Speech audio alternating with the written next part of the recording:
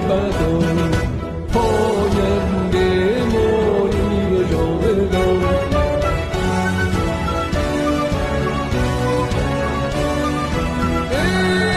ای دشمن ار تو سنگ خاره من آمدن، جان من فدای خاک پاک میزند. مهر تو چون شد بیشم دور از تو نیست اندیشم. در راه تو کی ارزشی دارد